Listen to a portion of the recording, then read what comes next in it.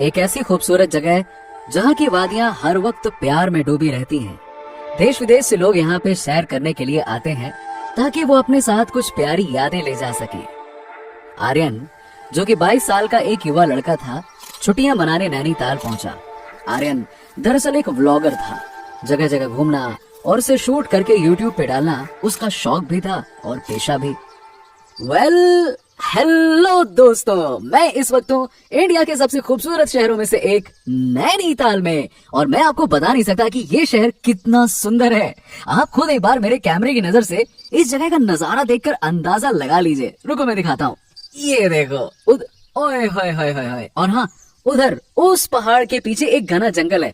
अगले एपिसोड में मैं उस जंगल के अंदर जाकर आपको लाइव दिखाने वाला हूँ। तब तक के लिए गुड बाय, टेक केयर। हो चलो, आज का एपिसोड तो शूट हो गया। अब उस पहाड़ के पीछे के जंगल को कल शूट कर लूंगा। एक्चुअली क्यों ना उसे आज ही शूट कर लूं तो। हाँ चलो, लेट्स मूव।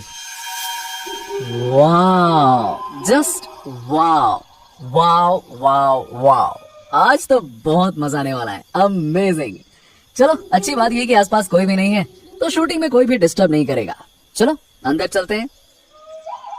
दोस्तों, ये है वो घना जंगल जिसके बारे में मैंने आपको लास्ट एपिसोड में बताया था। और मैं जैसे जैसे अंदर जा रहा हूँ, सूरज की रोशनी कम होती जा रही है और अंधेरा पड़ता जा रहा है। मैं धीरे धीरे आगे। ये क्या है? अरे बाप रे, ओह बच गए। ये तो काला नाग लग रहा है।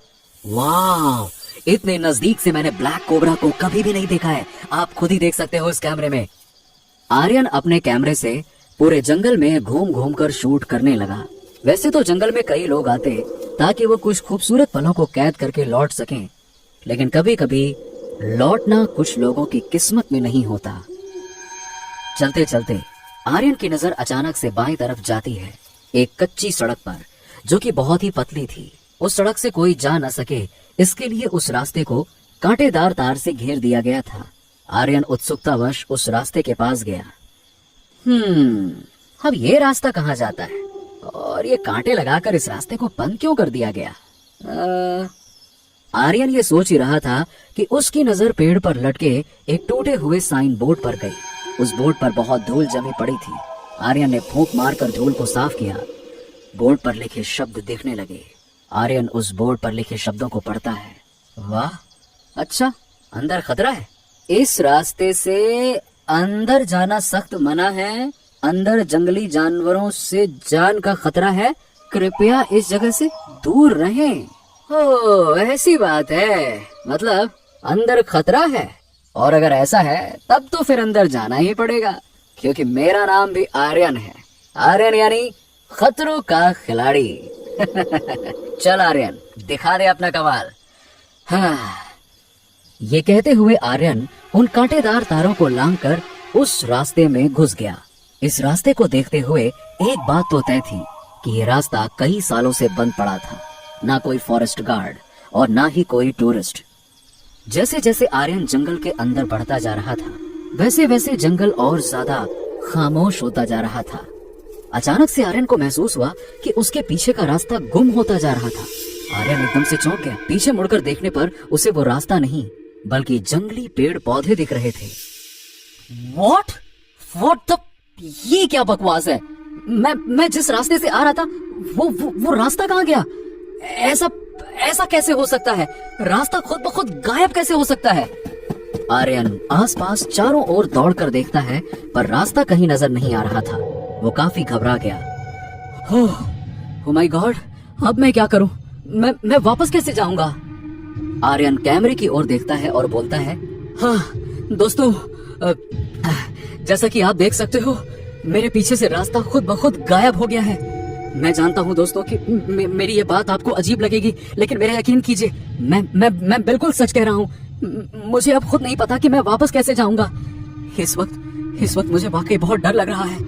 हे भगवान, हे भगवान, हे भगवान, मुझे यहाँ अंदर आना ही नहीं चाहिए था। अब मैं क्या करूँ?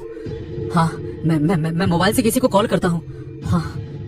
आर्यन ने अपनी जेब से मोबाइल निकाला, पर सिग्नल का दूर दूर तक पता नहीं था। आर्यन के दिमाग ने काम करना बंद कर दिया। वो पूरी ताकत के साथ चिल्लाता है, कोई है? मेरी मदद करो! आर्यन की आवाज वापस लौट कर आ गई। उसके चिल्लाने से अचानक जंगल में कई तरह के जानवरों की आवाजें आने लगी। वो खामोश जंगल अचानक से जाग उठा। आर्यन हताशा में फिर से चिल्ला उठा, कोई है? प्लीज, मेरी यहाँ मदद करो, मैं रास्ता भटक गया हूँ, कोई है? आर्यन के इस बार चिल्लाते ही जंगल के पंछी और जानवरों की आवाजें एकाएक बंद हो गईं और वो जंगल फिर से खामोश हो गया। आर्यन को इस खामोशी से थोड़ी अचरज हुई, लेकिन ठीक उसी वक्त अचानक से एक काला साया हवा को चीरते हुए ठीक आर्यन के सामने आकर खड़ा हो गया। उस काले साये के चेहरे पर चमकती हुई 2 लाल आंखें देख डर के मारे आर्यन के हाथ से कैमरा छूट गया और वो तेज रफ्तार में वहां से दौड़कर भागा। मगर आर्यन की रफ्तार काफी नहीं थी। वो काला साया जमीन से उछलता है और एक पेड़ से दूसरे पेड़ पर तेजी से कूदते हुए आर्यन का पीछा करने लगा। दौड़ते दौड़ते अचानक आर्यन की नजर उसी कांटेदार तार की ओर गई जहां वो साइन बोर्ड लगा था। एक समय के लिए आर्यन की जान में जान आई। उसे लगा कि जंगल से बाहर निकल जाने का रास्ता उसे मिल गया और वो साइन बोर्ड की ओर तेजी से दौड़ पड़ा। पर ये क्या, वो कांटेदार तार अपने आप आर्यन की ओर बढ़ने लगी। आर्यन के होंठ सूख गए। आर्यन डर के फिर से जंगल की ओर पलटकर भागने लगा। वो कांटेदार तार तेजी से आर्यन के पैरों की ओर लपके और उसके पैरों को जोर से बांध दिया। दर्द से आर्यन की कराह उठी। ये सब उस काले साये की शक्ति से हो रहा था। घिसटाते हुए कांटेदार तारों ने आर्यन को एक पेड़ से बांध दिया। आर्यन पूरी तरह से बेबस हो चुका था।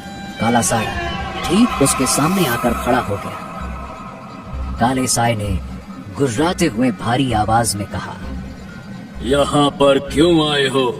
अब तुम्हें मरना ही होगा। आर्यन गड़गड़ाने लगा। देखो, आई डोंट नो, मतलब मैं नहीं जानता कि तुम कौन हो, लेकिन प्लीज मुझे छोड़ दो। आखिर मेरी उम्र ही क्या है? प्लीज प्लीज मुझे छोड़ दो। मैं यहाँ कभी वापस नहीं आऊंगा। प्लीज प्लीज मुझे छोड़ दो। उस काले साये ने धीरे से अपने दोनों हाथ ऊपर उठाए और फिर एकदम से नीचे झटक दिया। कांटेदार तार आर्यन के बदन के अंदर तेजी से धंसते गए और देखते ही देखते आर्यन का बदन 2 टुकड़ों में कटकर जमीन पर गिर गया। आर्यन की आंखें चीख उठी और फिर जंगल ऐसा खामोश हुआ मानो दुनिया के नक्शे पर उस जंगल का नामो निशान भी ना हो।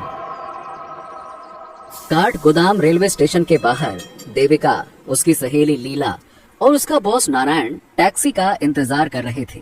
देविका के पास 2 बैग थे। देविका, यू नो, तुम्हारे जिद की वजह से ही हमें इतनी दूर आने के लिए फ्लाइट की जगह ट्रेन में आना पड़ा। आई डोंट नो, तुम हमेशा ट्रेन से ही सफर क्यों करती हो? अब इनको कैसे समझाऊं कि अपने सीक्रेट गैजेट्स को एयरपोर्ट सिक्योरिटी से बचाना कितना मुश्किल काम है। कुछ नहीं सर, वो एक्चुअली मुझे एरोफोबिया है ना, फ्लाइट के अंदर चक्कर आने लगते हैं, इसलिए मेरे लिए ट्रेन ही ठीक रहेगी। और मुझे पहाड़ों में चक्कर आने लगते हैं। ओह, अच्छा, एक बात बताओ देविका, एक दिन के रहने के लिए ये 2 बैग लाने की क्या जरूरत है भाई? सर, इसके एक बैग में तो बस मेकअप का ही सामान है। ओह कम ऑन लीला, कुछ भी मत बोलो, जैसे कि तुम मेकअप करती ही नहीं हो। Okay okay okay okay, cool down cool down, तुम दोनों लड़ो मत। और ये ड्राइवर कहाँ मर गया? कहाँ? हाँ, वो रहा। देविका, लीला और उसका बॉस नारायण स्टेशन से नैनीताल के लिए रवाना हो गए। कार के अंदर बैठते ही देविका गहरी सोच में डूबी हुई थी। वैसे तो नैनीताल देविका पहली बार आई थी, लेकिन उसे बार बार ऐसा लग रहा था कि इस जगह से या तो उसका कोई पुराना नाता है या कोई नाता जुड़ने वाला है।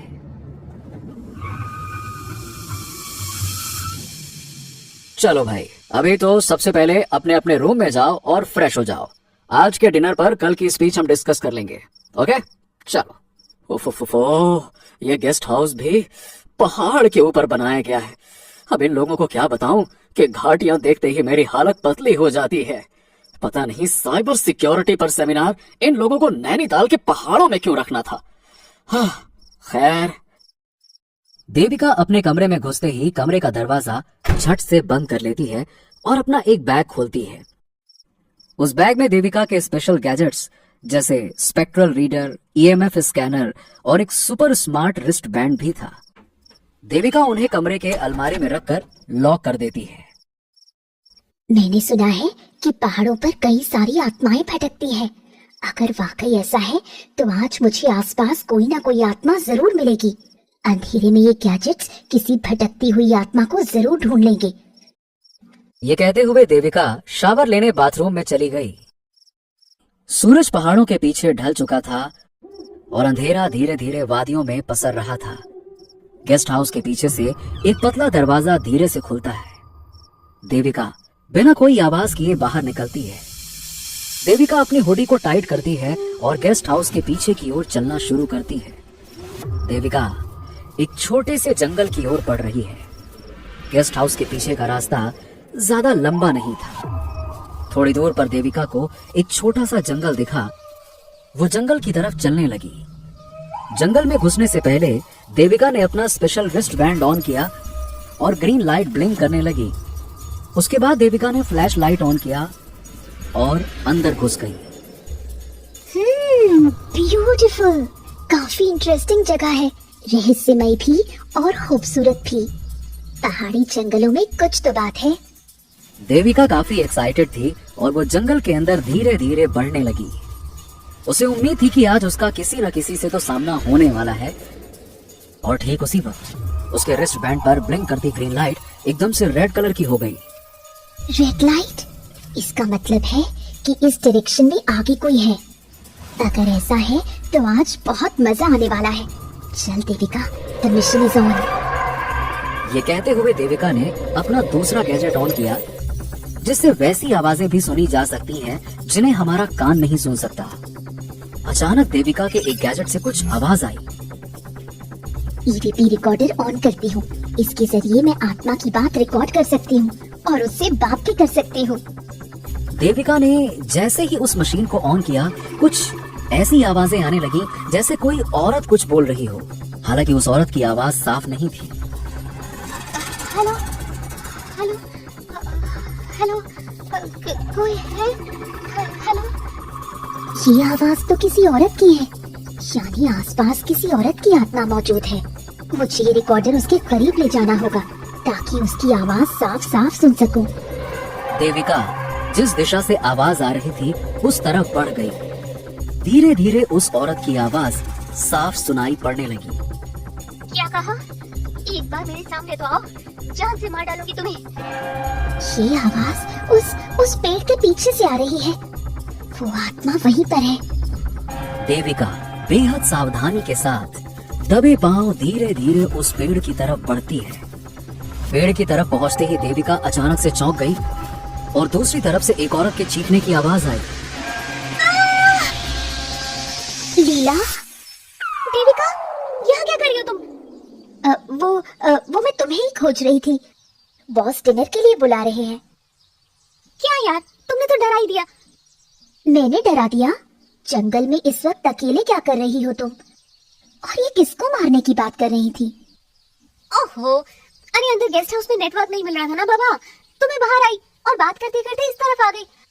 और मैं अपने बॉयफ्रेंड रोहन से बात कर रही थी। मैं तो बस प्यार से कह रही थी कि एक बार सामने आओ तो जान से मार दूंगी। उसने मुझे 2 घंटे से फोन ही नहीं किया था। तुम भी ना। और ये तुम्हारे हाथ में क्या है?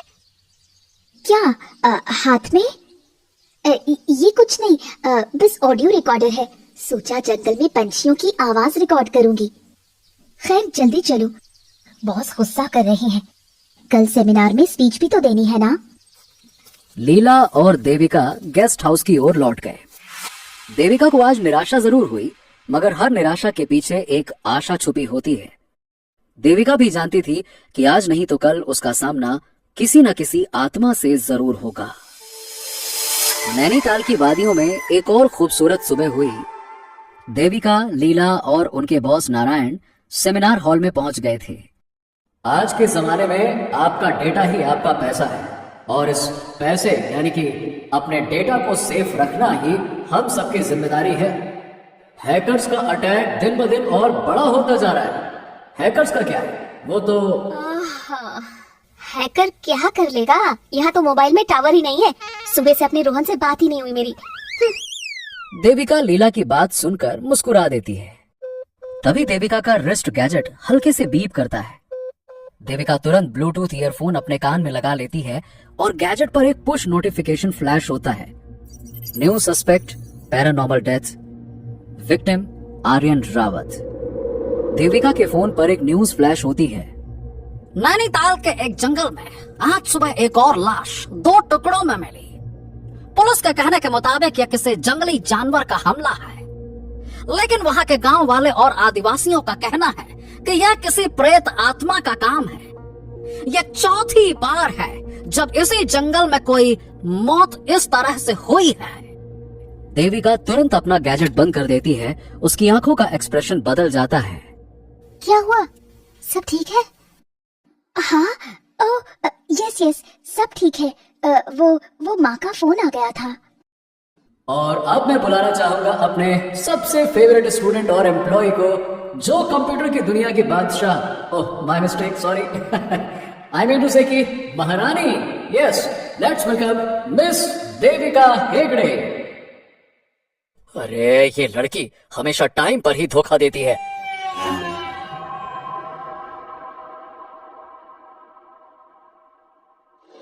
इधर देविका तेजी से जीपीएस को फॉलो करते हुए उस जंगल की ओर बढ़ रही थी जहां आर्यन की दर्दनाक मौत हुई थी। देविका को मन ही मन ये यकीन था कि आर्यन को किसी जंगली जानवर ने नहीं बल्कि किसी भयानक आत्मा ने मारा है। जीपीएस फॉलो करते हुए देविका जंगल तक आ जाती है। वो अपनी बाइक पार्क करके अंदर की ओर जाती है। थोड़ी दूर चलते हुए उसे वही साइन बोर्ड दिखता है जिसे आर्यन ने इग्नोर किया था। जंगल के अंदर थोड़ी देर चलने के बाद उसका ईएमएफ सेंसर गैजेट आवाज करने लगता है। इस बार मैं धोखा नहीं खा सकती। इस बार इस जंगल में वाकई कोई है। देविका जैसे जैसे आगे बढ़ रही थी, जंगल का तापमान गिरता जा रहा था। देविका को अचानक से ठंड लगने लगी। ठंड अचानक से बढ़ती जा रही है। वो आत्मा मेरे आसपास ही है। मुझे उससे बात करनी चाहिए। देविका तुरंत अपना दूसरा गैजेट ऑन करती है। हेलो, कोई है मेरे आसपास? सामने आओ, मैं जानती हूँ तुम यही हो। चुपचाप मेरे सामने आ जाओ, वरना तुम्हें कैद करने में मुझे देर नहीं लगेगी। देविका ने आत्मा को ललकारा। थोड़ी देर के लिए एकदम खामोशी छा गई और फिर देविका के गैजेट से एक भारी गुर्राती हुई आवाज आई।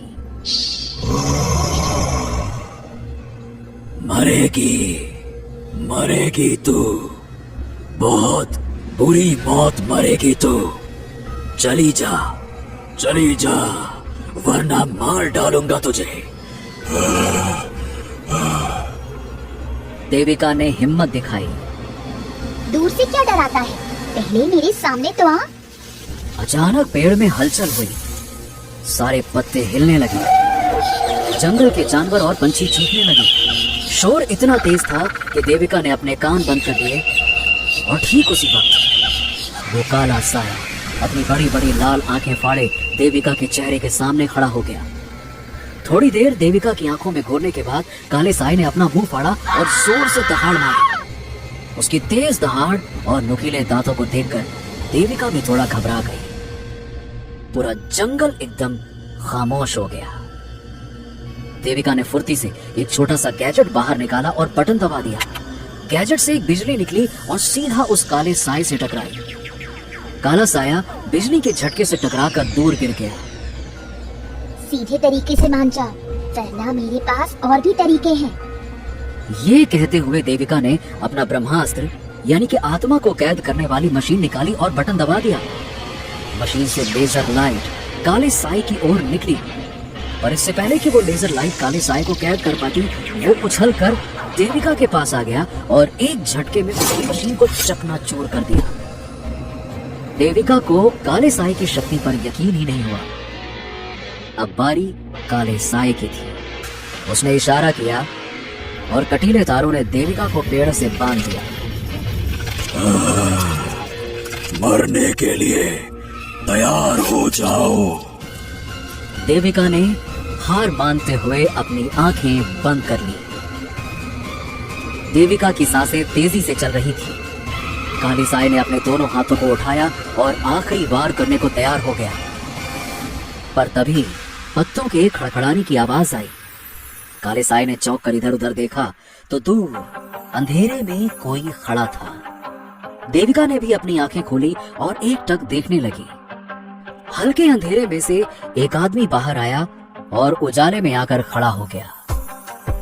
वो शख्स कोई और नहीं बल्कि देव था। देविका देव को देखकर हैरान हो गई। तुम जो कोई भी हो, इसे छोड़ दो। तुम चाहो तो इस लड़की के बदले मुझे मार सकते हो। काले साए की भयानक आंखें चमक उठी। वो एकदम से देव की ओर झपटा। देव पहले से चौकन्ना था। उसने फुर्ती से अपना फैंटम कॉर्ड्स वाला पेंडेंट काले साए के ठीक सामने रख दिया। वो पेंडेंट बहुत तेजी से चमकने लगा। काले साए की लाल आंखें चौधियां गईं। उसकी सारी शक्तियां उस पेंडेंट के सामने शिथिल पड़ गईं। वो अब पूरी तरह से सम्मोहित हो चुका था। देव पहले देविका की ओर जाता है और उसके बंधन खोलता है। तुम ठीक हो? देविका को इस अजनबी फरिश्ते के बारे में कुछ नहीं पता था। वो बस उसे टकटकी लगाए देखती रही और अपना सिर हिला दिया। देव उस काले साए के पास आया। कौन हो तुम? अपने बारे में बताओ। वो काला साया अपने असली रूप में आया। मेरा नाम रतन लाल है। किसी जमाने में मैं पास के गांव में अपने छोटे से परिवार के साथ रहा करता था। बीवी बच्चों के साथ मेरी जिंदगी बड़े आराम से चल रही थी। बहुत ही साधारण जीवन जी रहे थे हम लोग। पर जो भी था, हम अपने जीवन में खुश थे। मैं अक्सर इस जंगल में आया करता था लकड़ी काटने के लिए, और उसी लकड़ी से हमारे घर का चूल्हा जलता था। सब कुछ ठीक चल रहा था कि एक दिन जाने कहां से दो मनहूस इस जंगल में आए। मुझे पता चला कि वो दोनों शिकारी थे। रात में वो चुपके से भालू का शिकार करते और उसे तस्करों के हाथों बेच देते। मैंने ये बात गांव वालों को बताई, पर डर के मारे कोई भी आगे नहीं आया, क्योंकि उनके पास बंदूकें थी। हम इस जंगल को अपनी माँ मानते हैं और यहाँ के पशु पक्षियों को अपने परिवार की तरह ही मानते हैं, और ऐसे में अगर हम इनकी रक्षा नहीं करेंगे तो और कौन करेगा? फिर क्या था, एक दिन मैं उनके सामने सीना तान कर खड़ा हो गया और कहा कि यहाँ से लौट जाओ अपने शहर, वरना मुझसे बुरा कोई नहीं होगा। हाँ, जवान था और सीधा साधा भी। दुनिया कितनी जालिम है ये मैं समझ नहीं पाया। वो निहत्थे होते तो अकेला लड़ जाता उनसे, पर उनके पास बड़ी बड़ी बंदूकें थी। एक गोली आई और मेरे पैर पर लगी। मैं लहूलुहान होकर नीचे गिर गया। उन्होंने मुझे घसीटकर पेड़ से बांध दिया और बहुत मारा, बहुत। मैं भीख मांगता रहा, मैं दर्द से चिल्लाता रहा, रहम की भीख मांगता रहा कि मुझे छोड़ दो, छोड़ दो। अपने बीवी और बच्चों की दुहाई भी दी, लेकिन उन लोगों ने मेरी एक भी नहीं सुनी। उनके पास एक तलवार भी थी। उस तलवार से उन्होंने मुझे काट कर वहीं मार डाला। 3 दिन तक मेरी लाश 2 टुकड़ों में वहीं पड़ी रही। बाद में मेरी लाश को जंगली जानवर घसीट कर ले गए। पुलिस कहती रही कि मुझे किसी जंगली जानवर ने मारा है, पर गांव वालों को एहसास था कि मुझे किसने मारा है। किसी ने कुछ नहीं कहा। सब शांत रहे और मैं प्रेत बनकर इस जंगल में भटकता रहा। तब से यहाँ जो भी आता है उसे शिकारी समझकर मैं मार डालता हूँ। देव रतन लाल के दर्द को समझ सकता था। उसने सहानुभूति के साथ कहा, रतन लाल, देखो, इसमें कोई दो राय नहीं कि तुम्हारे साथ बहुत ही बड़ी नाइंसाफी हुई है। तुम्हारा गुस्सा जायज भी है, लेकिन मैं तुम्हें अपना बदला लेने के लिए किसी निर्दोष की हत्या करने नहीं दे सकता। तुम्हें मैं मुक्त करता हूँ ताकि तुम्हारी आत्मा इस जंगल से हमेशा हमेशा के लिए चली जाए। रतन लाल अपना सिर झुकाए रहा और फिर उसने देव की ओर देखते हुए कहा, मैं भी यही चाहता हूँ। मैं हाथ जोड़कर तुमसे विनती करता हूँ कि मुझे मुक्त कर दो। देव काले साई यानी रतनलाल के पास आया और अपने जादुई पेंडेंट को उसके सर पे रख दिया। उसी वक्त एक प्रकाश फैली और एक धुआं बनकर रतनलाल की आत्मा आकाश में विलीन हो गई। रतनलाल की आत्मा को मुक्ति मिल चुकी थी। देव देविका की ओर मुड़ता है। तो तुम यहाँ क्या कर रही थी? देविका अभी भी खोई हुई थी। उसे यकीन नहीं हो रहा था कि देव के पास ऐसी शक्ति है। ओ हेलो, मैंने पूछा तुम यहाँ क्या कर रही थी? वो एक्चुअली मैं इसी आत्मा को कैद करने आई थी। देव देविका के टूटे हुए गैजेट्स की ओर देखकर कहता है, इन खिलौनों से? देविका को ये बात बहुत बुरी लगी। एक्सक्यूज मी, खिलौना नहीं है ये, एडवांस मशीन्स हैं जो मैंने खुद से बनाई है और कई सारी आत्माओं को कैद भी किया है। पता नहीं आज क्या हो गया। अच्छा, तुम्हारी किस्मत अच्छी थी कि मैं जंगल के उस पार किसी दूसरी आत्मा की खोज में आया था। रास्ते में अचानक से मुझे एहसास हुआ कि इस तरफ कुछ तो बात है। अगर मैं ना आता तो तुम अब तक जिंदा नहीं होती। देविका देव की ओर देखती है और हल्के से मुस्कुराती है। थैंक्स। जिंदगी बचाने के लिए बस थैंक्स।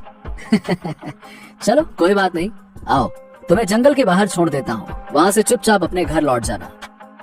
तुमने अभी अभी बताया कि तुम किसी दूसरी आत्मा की तलाश में जा रहे थे। हाँ, जा रहा हूँ। तो मैं भी तुम्हारे साथ चलूंगी। मैं अपना काम अकेले करता हूँ। ये कहते हुए देव आगे बढ़ गया। अकेले? That we will see. Devika की आंखों में एक चमक थी। देविका देव के पीछे पीछे चलने लगी।